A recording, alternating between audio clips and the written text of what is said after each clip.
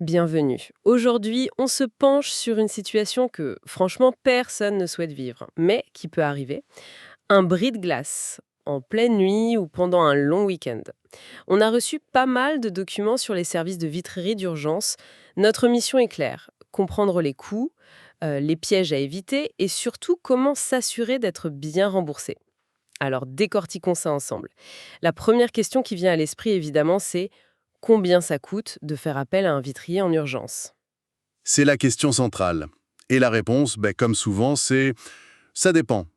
Les sources qu'on a analysées indiquent une fourchette de prix assez large. Et attention, là on parle juste de la mise en sécurité, c'est-à-dire la sécurisation temporaire, hein, pas le remplacement définitif. D'accord, juste pour boucher le trou en gros. C'est ça.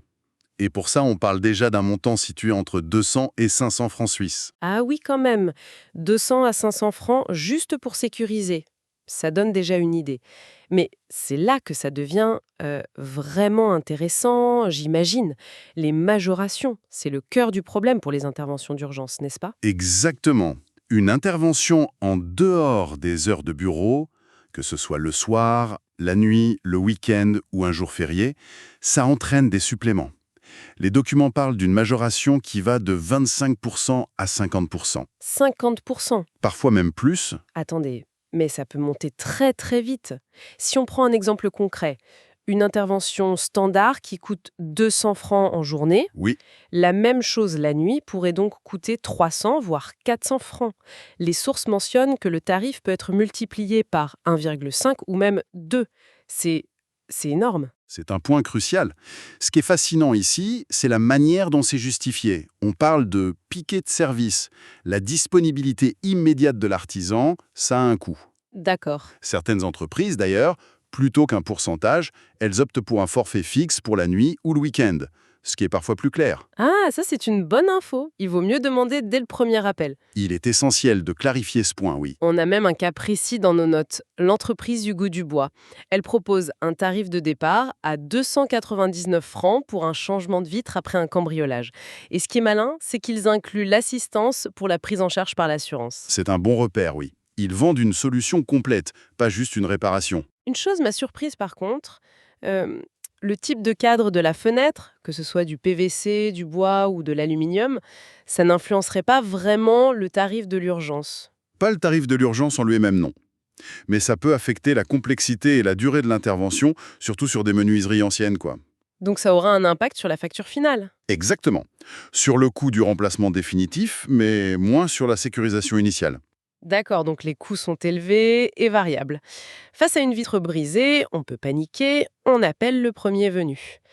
Alors, comment on évite les mauvaises surprises? J'ai vu que les sources insistent beaucoup sur un document, le devis. C'est la protection principale. C'est la clé. Même dans l'urgence, il est vraiment recommandé de demander une estimation, un devis détaillé, avant de donner son accord. Et ce n'est pas juste une question de prix, j'imagine? Non, c'est une question de transparence. Et c'est surtout une preuve pour l'assurance derrière. Et qu'est-ce qu'il doit contenir, ce devis, pour être vraiment utile? Les notes sont très précises là-dessus. Mais il doit être le plus exhaustif possible. Il faut y trouver plusieurs choses. D'abord, la nature de l'intervention. Est une mise en sécurité provisoire ou un remplacement définitif? Faut que ce soit écrit noir sur blanc. Logique, pour éviter les malentendus. C'est ça. Ensuite, le détail des coûts. Le déplacement, la main-d'œuvre, les fournitures. Tout doit être séparé. Et j'imagine la mention claire des fameux suppléments. Le troisième point est le plus important. La mention claire des suppléments d'urgence. Tarifs de nuit, coûts horaires, majorés, etc. Pas de zone grise. D'accord. Quatrièmement, les caractéristiques du vitrage. Simple, double, triple, de sécurité, ses dimensions. Et enfin, les modalités de paiement. C'est une liste très complète. En gros, il faut tout avoir par écrit pour se protéger. Ce qui m'amène à la dernière partie de notre analyse, le remboursement. Parce que payer, c'est une chose, mais se faire rembourser par son assurance, c'est quand même le but final. Effectivement. Alors, la bonne nouvelle, c'est que dans de nombreux cas, l'assurance ménage, via la couverture bris de glace ou l'assurance bâtiment, couvre ses frais, y compris la mise en sécurité d'urgence. Ah, ça c'est un point important. Il couvre aussi l'intervention de nuit. Oui, Mais j'imagine qu'il y a des conditions. L'assurance rembourse pas les yeux fermés. non, et c'est là que le devis détaillé et la facture prennent tout leur sens.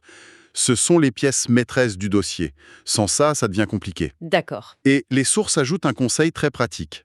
Prendre des photos des dégâts. Avant que le vitrier n'arrive? Oui, avant l'intervention. C'est un élément de preuve supplémentaire qui peut s'avérer décisif. C'est tellement simple, mais on n'y pense pas forcément dans la panique. Exactement. Donc, pour résumer ce qu'on a vu, les coûts d'urgence peuvent facilement doubler. Il faut exiger un devis ultra détaillé, même dans la précipitation, et bien documenter la scène avec des photos pour l'assurance. Alors, qu'est-ce qu'on peut en conclure? Quel est le message principal à retenir de tout ça? Le message principal, c'est que la préparation et la rigueur sont les meilleurs alliés face à l'urgence. L'imprévu a un coût, c'est certain, mais ce coût peut être maîtrisé et remboursé si on suit une procédure claire. Il ne faut pas laisser le stress prendre le dessus. C'est tout à fait ça. Il ne faut pas laisser le stress de la situation prendre le dessus sur le bon sens. Obtenir un devis écrit, ce n'est pas une perte de temps. C'est une garantie pour la suite. C'est une excellente synthèse. Garder son sang-froid, exiger de la transparence et documenter. C'est la clé. Exactement. Et cette analyse, en fait, elle soulève une question importante qui va au-delà du simple bride de glace. Ah oui! Oui, on se concentre beaucoup sur la réaction à l'urgence, mais qu'en est-il de la prévention? Et ça nous amène à nous demander à quel point est-ce qu'on connaît réellement les détails de ses propres contrats d'assurance, avant que le sinistre ne survienne. C'est une très bonne question. Sait-on précisément ce qui est couvert? Quelles sont les franchises? Quelle est la procédure exacte à suivre?